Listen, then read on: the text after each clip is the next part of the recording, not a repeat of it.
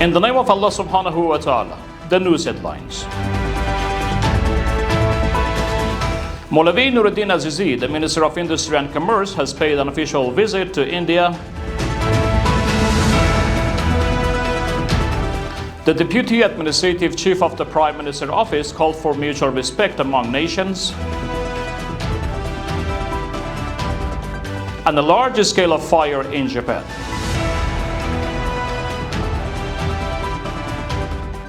Welcome to today's news package. It's Wednesday, the 28th of Jamadi al-Awwal, 1447, the 28th of Aqra, 1404, and the 19th of November, 2025. The news details.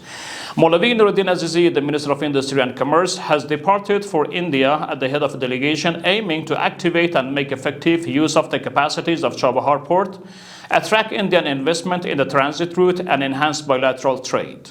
The Minister of Industry and Commerce states that during this trip, Maulvi Azizi, the esteemed minister, will visit the Pragati Maidan exhibition and meet with Indian officials, including the Ministers of Foreign Affairs and Commerce, as well as the members of the country's private sector.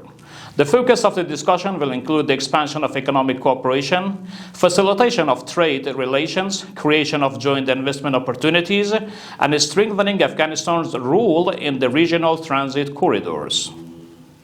Maulvi Abdul Salam Hanafi, the Deputy Administrative Chief of the Prime Minister's Office, is speaking at the Scientific Research Seminar on the Islamic Emirates Investment Policy, stated that Emirates policy is to maintain positive relations with all countries on the basis of mutual respect.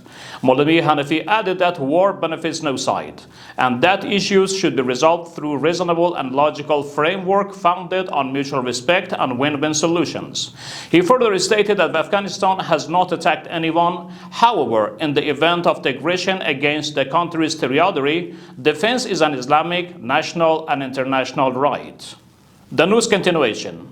Din Muhammad Hanif, the Minister of Economy, speaking at the same seminar, said that the Islamic Emirates has prioritized commercial and environment reform, increased export, expansion of e-commerce, active trade diplomacy, establishment of transport corridors, and the creation of industrial parks and economic zones in its economic policy. Mr. Hanafi added that 4 decades of war and occupation have inflicted serious damage on the country's infrastructure, economic capacity, and human resources. And finally, a massive fire in a coastal city in southern Japan has destroyed more than 170 houses. Reuters reports that the fire began yesterday evening and has not yet been fully extinguished. No information has so far been released regarding the cause of the fire or possible casualties.